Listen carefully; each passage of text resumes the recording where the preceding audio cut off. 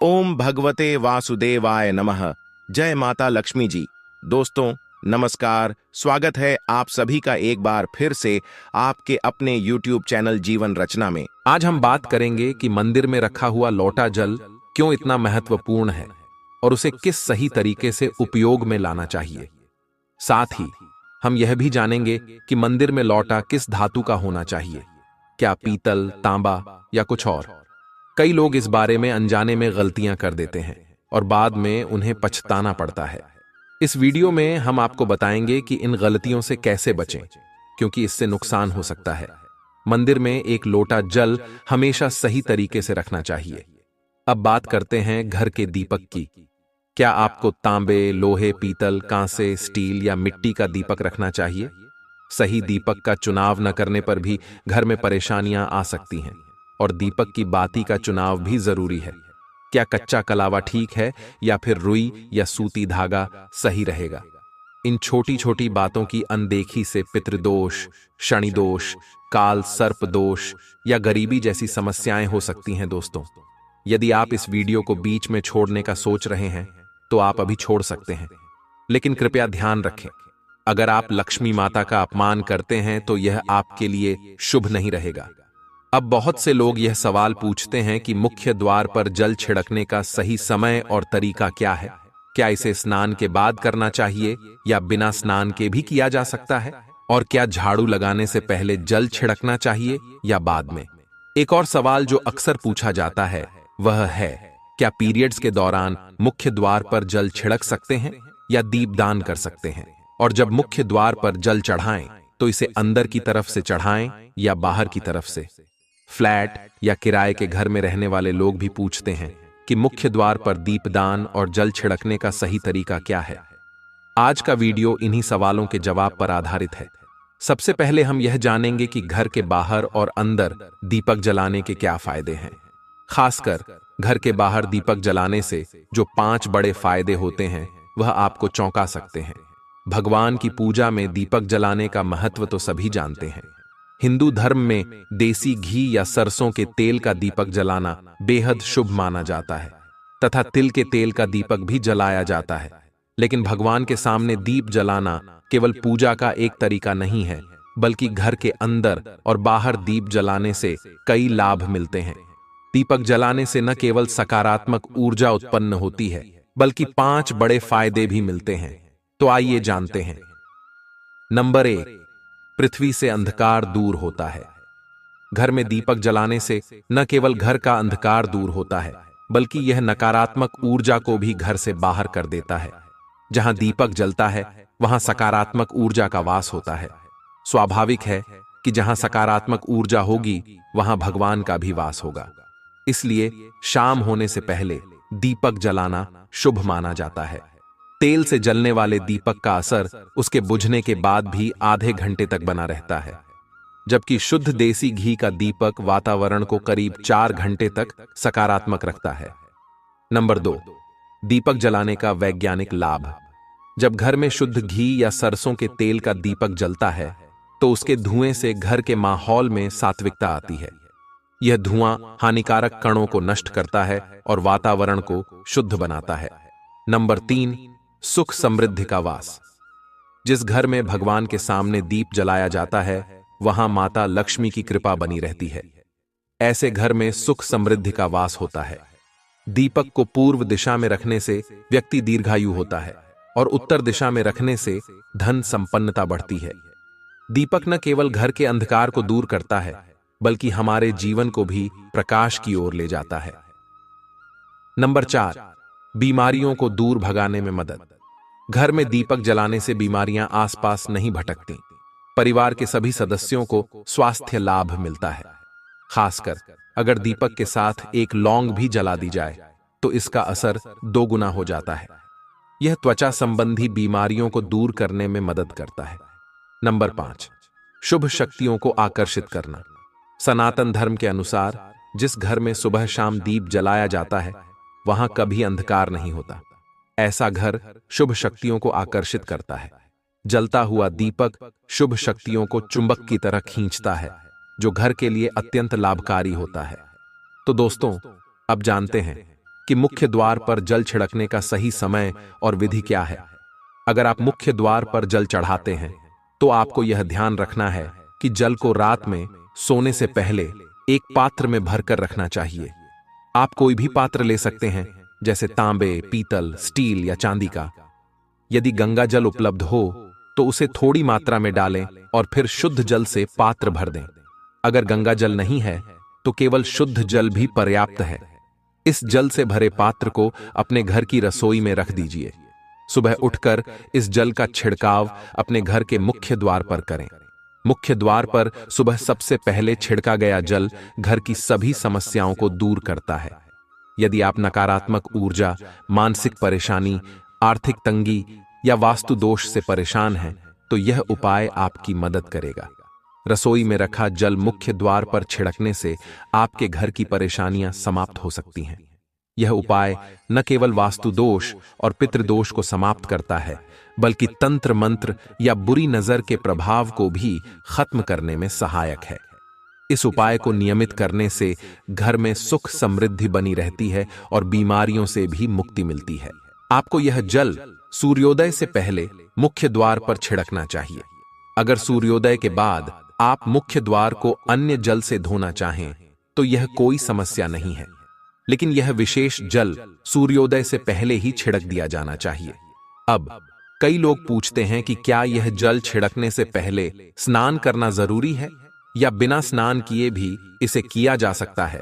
देखिए, जो जल हम सुबह मुख्य द्वार पर छिड़कते हैं वह एक महत्वपूर्ण उपाय है। इसे स्नान करने के बाद करना आवश्यक नहीं है। सुबह जल्दी उठें, सबसे पहले रसोई में जाएं और पहले से रखे जल को लेकर मुख्य द्वार पर जाएं। मुख्य द्वार खोलें और इस जल का छिड़काव करें। जल छिड़कते समय अपने पितरों और मां लक्ष्मी का ध्यान जरूर करें। ऐसा कहा जाता है कि सुबह सुबह मां लक्ष्मी हर घर के द्वार पर आती हैं। जिन घरों के द्वार खुले होते हैं और जहां जल का छिड़काव किया गया होता है, वहां मां लक्ष्मी प्रवेश करती हैं। जल छिड़कते समय अपने मन में मां लक्ष्मी से प्रार्थना करें, हे मां लक्ष्मी, कृपया मेरे घर में प्रवेश करें, मैं आपका स्वागत करने के लिए तैयार हूं। इसके बाद पितरों का ध्यान करें, क्योंकि घर की दहलीज को पितरों का वास स्थान माना जाता है। जब आप दहलीज पर जल छिड़कते हैं तो पितर प्रसन्न होते हैं और उनका आशीर्वाद आपको मिलता है। स्नान करने की आवश्यकता नहीं है, आप बिना स्नान किए भी यह कार्य कर सकते हैं। अब आपके अगले प्रश्न की बात करें, क्या जल का छिड़काव झाड़ू लगाने के बाद करना चाहिए या पहले? इसका उत्तर यह है कि सुबह उठने के बाद सबसे पहला कार्य जल का छिड़काव करना चाहिए। इसके बाद आप झाड़ू लगा सकते हैं। सुबह उठते ही सबसे पहले बिस्तर पर बैठकर अपने दोनों हथेलियों को देखें और मां लक्ष्मी का ध्यान करें। यदि चाहें तो निम्न मंत्र का उच्चारण कर सकते हैं, कराग्रे वस्ते लक्ष्मीयः कर मध्य सरस्वती, कर मूले तु ब्रह्मा, प्रभाते कर दर्शनम। फिर दोनों हाथ जोड़कर देवी देवताओं को प्रणाम करें। इसके बाद हाथ से धरती को स्पर्श कर प्रणाम करें और धीरे से अपना दाहिना पांव जमीन पर रखें। फिर रसोई में जाकर जल लें और मुख्य द्वार पर जल छिड़कें। जल छिड़कते समय मां लक्ष्मी और पितरों का ध्यान अवश्य करें। उसके बाद आप अपने घर के अंदर आकर अपनी दिनचर्या जैसे झाड़ू लगाना, स्नान करना आदि कर सकते हैं। अब कुछ लोगों का यह सवाल होता है कि क्या जल छिड़कने के बाद मुख्य द्वार की सफाई की जा सकती है? तो हां, आप ऐसा कर सकते हैं। पहले रसोई में रखा जल मुख्य द्वार पर छिड़क दें। इसके बाद अतिरिक्त पानी लेकर मुख्य द्वार की अच्छे से सफाई झाड़ू या पानी से कर सकते हैं। कुछ लोग पूछते हैं कि अगर वे फ्लैट या किराए के एक कमरे में रहते हैं तो जल का छिड़काव और दीपदान कहां करें? तो इसका उत्तर यह है कि आप जहां रहते हैं वहां के मुख्य द्वार को ही माने। मतलब जिस दरवाजे पर आपका नाम लिखा हो या नेम प्लेट लगी हो, वहीं जल छिड़कें और दीपदान करें। अगर आपके पास एक ही कमरा है तो कमरे के दरवाजे को मुख्य द्वार माने और वहीं पर यह उपाय करें। अब अगला सवाल यह है कि क्या पीरियड्स के दौरान मुख्य द्वार पर जल छिड़का जा सकता है और दीपदान किया जा सकता है? जल छिड़कने के लिए पीरियड्स का कोई असर नहीं होता। आप जल छिड़क सकती हैं, लेकिन दीपदान कार्मिक पूजा में आता है जो बिना शुद्धता के नहीं किया जा सकता। इसका मतलब यह है कि पीरियड्स समाप्त होने के बाद ही दीपदान करें। इसके अलावा कुछ लोग पूछते हैं कि मंदिर में जल रखना जरूरी है या नहीं, और रखा हुआ जल क्या करना चाहिए। तो शास्त्रों के अनुसार घर के मंदिर में एक लोटा जल रखना बहुत जरूरी है। जल ऊर्जा को संचित करता है। जब आप पूजा करते हैं, मंत्र जपते हैं या भगवान से प्रार्थना करते हैं, तो इन सभी की ऊर्जा उस जल में समाहित हो जाती है। यही कारण है कि मंदिर में जल रखना आवश्यक है। सुबह की पूजा के दौरान एक लोटा जल मंदिर में रखें और दीपक जलाएं। यह अग्नि और जल के संतुलन का प्रतीक है। पूजा के बाद इस जल का उपयोग शुभ कार्यों में करें, जैसे पौधों में डालना या घर में छिड़काव करना। यह सकारात्मक ऊर्जा को बढ़ाता है। सुबह की पूजा के समय हम मंदिर में जल रखते हैं। अगली सुबह जब आप पूजा करने जाते हैं तो सबसे पहले उस जल का उपयोग करें। आप पूरे घर में उस जल का छिड़काव कर सकते हैं। यह जल आपके घर को शुद्ध करता है, क्योंकि यह सकारात्मक ऊर्जा से भरा होता है। इससे कई बीमारियां भी दूर हो जाती हैं और घर में नकारात्मक ऊर्जा का प्रवेश नहीं होता। अगर आप नियमित रूप से इस जल का छिड़काव करते हैं तो आपके घर की समस्याएं धीरे धीरे खत्म हो जाती हैं। कभी कभी लोग यह शिकायत करते हैं कि दवाइयां असर नहीं करती। ऐसे में अगर दवाइयों के साथ साथ रोगी को इस जल से पानी दिया जाए तो दवाइयां जल्दी असर करने लगती हैं। इसी तरह अगर परिवार में कलह और झगड़े रहते हैं तो परिवार के सभी सदस्य इस जल को थोड़ा थोड़ा पी सकते हैं। इससे धीरे धीरे सकारात्मक विचारों का प्रवाह शुरू होता है और घर में शांति और समन्वय आता है।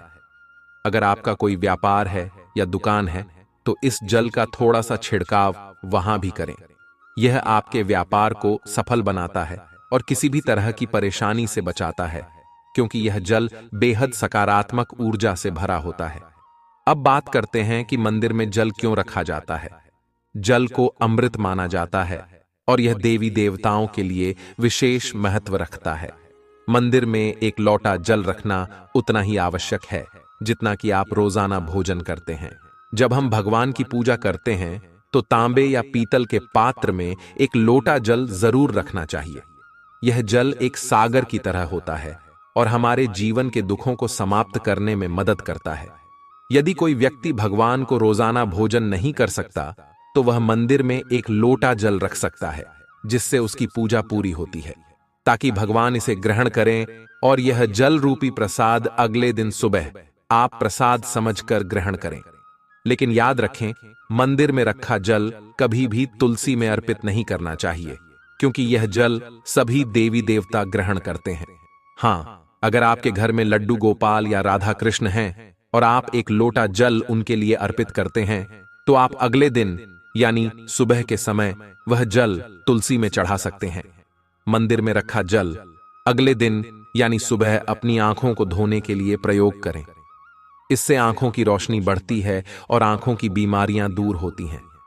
शास्त्रों के अनुसार जो लोग मंदिर में एक लोटा जल भरकर नहीं रखते, उनके घर में अकाल पड़ जाता है, घर की स्थिति खराब हो जाती है, परिवार में मुसीबतें आ जाती हैं और गरीबी का सामना करना पड़ता है।